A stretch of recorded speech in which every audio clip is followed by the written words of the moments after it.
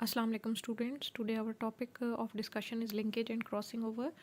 तो linkage and crossing over थोड़ा सा इंट्रोडक्शन आपको पहले भी दिया है कि बेटा क्रोमोसोम्स के ऊपर जीन्स मौजूद होते हैं और हमने डार्विनियन थेरीज भी पढ़ी हैं कि वो जीन्स एग्रीगेट करते हैं जो अलग अलग क्रोमोसोम पे हों। तो हमने पढ़ा हुआ है डार्विन के अंदर थेरी के अंदर कि होमोलोगस क्रोमोसोम पे जीन्स मौजूद हैं, लेकिन at the time of gamete formation वो सेपरेट क्रोमोसोम चूँकि हो जाते हैं तो वो कैरेक्टरिस्टिक्स भी एक दूसरे से अलग हो जाते हैं।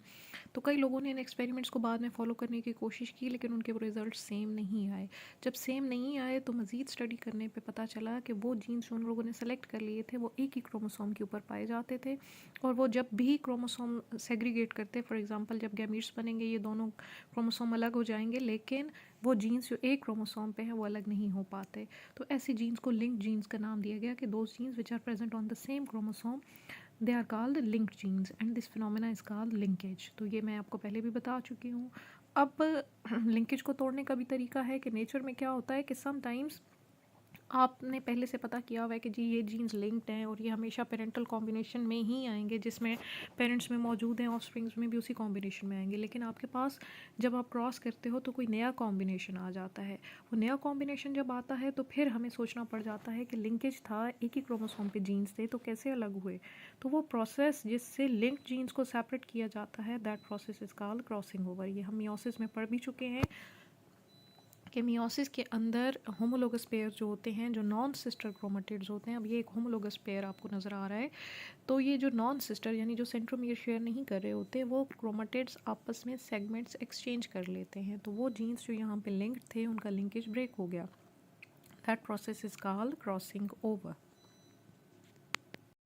ठीक है बेटा, लिंकेज डिपेंड करता है डिस्टेंस बिटवीन टू जीन्स। जितने जीन्स एक क्रोमोसोम पे क्लोज होंगे उतना उनका लिंकेज स्ट्रॉन्ग होगा और क्रॉसिंग ओवर से भी वो सेपरेट नहीं हो पाएंगे। जितना उन दो जीन्स के दरमियान, एक क्रोमोसोम के ऊपर जो दो जीन्स हैं, जितना उनके दरमियान डिस्टेंस ज़्यादा होगा वो उतना ही एक दूसरे से अलग होने के चांसेस भी हैं। तो कंप्लीट लिंकेज से मुराद ये है कि if the genes are so close to one another so can not be separated out by the process of crossing over, that genes are called completely linked genes कहलाते हैं। अब अगर कम्प्लीटली लिंक नहीं है, एक क्रोमोसोम पे मौजूद हैं और क्रॉसिंग ओवर से अलग हो सकते हैं, तो जो नया कॉम्बिनेशन प्रोड्यूस होता है वो रिकॉम्बिनेंट कॉम्बिनेशन कहलाता है। तो किसी भी इंडिविजुअल के अंदर दो तरह के गैमीट्स आने के चांसेस होते हैं। एक वो जिसमें लिंकेज ब्रेक नहीं हुआ, वो कहलाते हैं पेरेंटल गैमीट्स कहलाते हैं, यानी ये वो गैमीट्स, जब भी गैमीट फॉर्मेशन होगी इनके अंदर वही जेनेटिक मेकअप होगा जो पेरेंटल के अंदर था विदाउट क्रॉसिंग ओवर। और रिकॉम्बिनेंट गैमीट्स वो होते हैं जिनके अंदर क्रॉस्ड ओवर प्रोडक्ट्स आ जाती हैं, यानी इनके क्रोमोसोम्स के अंदर क्रॉसिंग ओवर हुई भी होती है। यहाँ पे देखें कि एक इंडिविजुअल है, उसके पास ये होमोलोगस पेयर है, capital A capital B from mother and small a small b from father. ये दो क्रोमोसोम्स थे, ये उसका अपना जेनेटिक मेकअप है कि दो क्रोमोसोम्स हैं, कैपिटल ए कैपिटल बी इकट्ठे एक क्रोमोसोम पे मौजूद हैं, स्मॉल ए स्मॉल बी दूसरे क्रोमोसोम पे मौजूद हैं।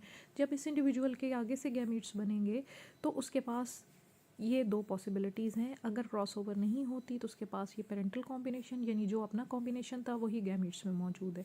और अगर इन दो जीन्स के दरमियान क्रॉस ओवर हो जाती है, क्रॉसिंग ओवर हो जाती है, डिस्टेंस ज़्यादा है, तो आपके पास न्यू कॉम्बिनेशंस भी प्रोड्यूस हो सकते हैं। तो ये न्यू कॉम्बिनेशंस रिकॉम्बिनेंट कहलाएंगे, और वो कॉम्बिनेशंस जो उसके अपने थे और आगे गैमीट्स में भी वही हैं वो पेरेंटल कॉम्बिनेशंस कहलाते हैं।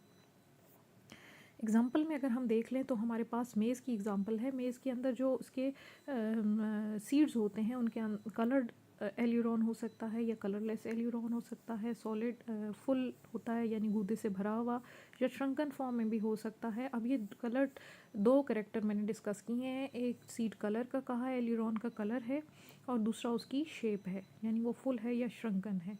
तो अगर हम देखें तो कलर्ड जो है वो डोमिनेंट करेक्टर है, इसको कैपिटल सी से शो करते हैं।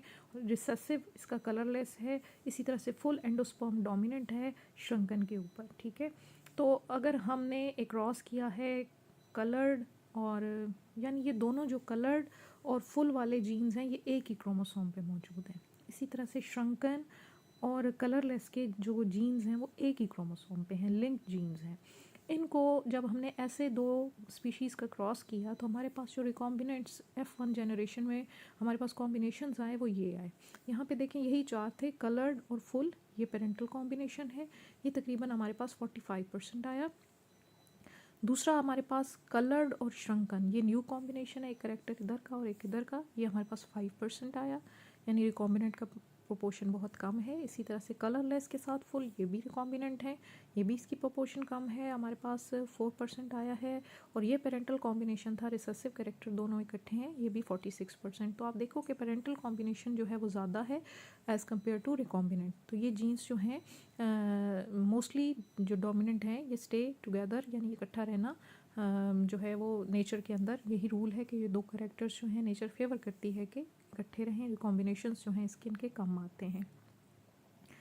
यही यहाँ पे लिखा हुआ है कि सी और एस जो हैं ये टर्म्स हम यूज़ करेंगे श्रंकन के लिए और कलर्ड के लिए, और ये पेरेंटल कॉम्बिनेशन से रिलेटेड हैं, ठीक है। और यहाँ पे आपको क्रॉस नज़र आ रहा है, ये देखें कलरफुल, कलर्ड और फुल है, और कलरलेस और श्रंकन है। इनके जब हम क्रॉस किया तो कुछ पेरेंटल कॉम्बिनेशंस आएंगे, ये आपके पास पेरेंटल कॉम्बिनेशंस हैं ये दोनों, और ये आपके पास इन दोनों जीन्स के दरमियान अगर क्रॉसिंग ओवर हो जाए तो कैपिटल सी के साथ स्मॉल एस आ जाएगा और स्मॉल सी के साथ कैपिटल एस आ जाएगा, तो आपके पास न्यू कॉम्बिनेशंस भी प्रोड्यूस